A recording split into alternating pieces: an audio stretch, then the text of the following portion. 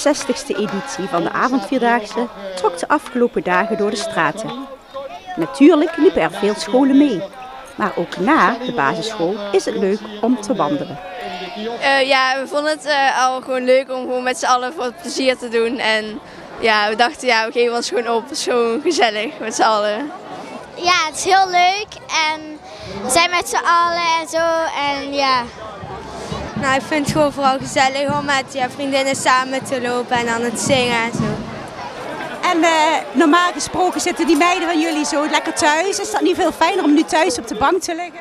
Nee, want ik vind het wel gezellig en ik defileer helemaal. En we doen het met vriendinnen en ja, dat vind ik gewoon heel leuk. Het is gezellig met z'n allen en ja. Het zijn altijd leuke liedjes die je kunt zingen en zo. Dus. En dan heb je die liedjes, hè?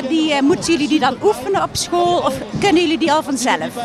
Nou, we hebben ze alleen in groep 1 hebben ze geoefend en voor de rest niet meer, want ze zijn best makkelijk. Ja, soms doen we liedjes als we bijna naar huis moeten. En dan, dan doen we bijvoorbeeld onze beurt, mogen we een liedje kiezen en die gaan we dan zingen. Doen jullie ook mee voor de prijzen? Nee, we hebben geen jury. Dus we doen het gewoon voor ons plezier en gewoon de gezelligheid. Weet ik niet precies, maar volgens mij krijgen wij soms ook een beker, ja. En dan ga je volgend jaar nog meedoen of heb je zoiets van nou, dat hoeft het niet meer? Nou, ik weet niet. Als we nog een groepje bij elkaar hebben, zou ik het wel leuk vinden, maar anders ja.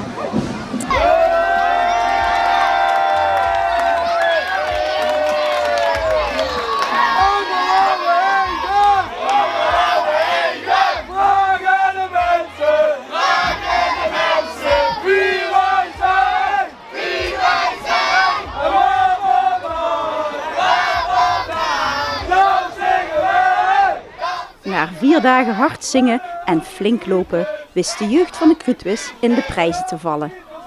Jullie hebben gewonnen! Ja. En wat hebben jullie gewonnen? Beker. En waarom hebben jullie gewonnen? Wat is er gebeurd? Met de Vierdaagse. En hoeveel kilometer hebben jullie gelopen? 5. Oh, wat goed! En alle dagen heb je meegedaan? Ja. En ben je trots? Ja.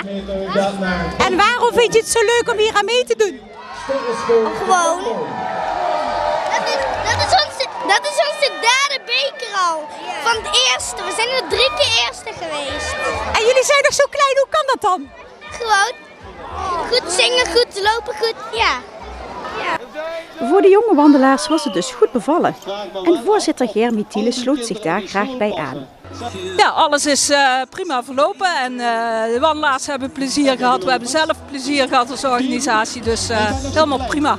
Dit jaar waren het ook weer iets meer wandelaars dan andere jaren. Dus we zitten nu echt tegen de 3000 wandelaars aan. Wat we ook zien is dat de mensen die mee hebben gelopen, zelf als kind, die lopen nu als ouder mee. Dus ja, het blijft gewoon doorgaan. Echt, helemaal top.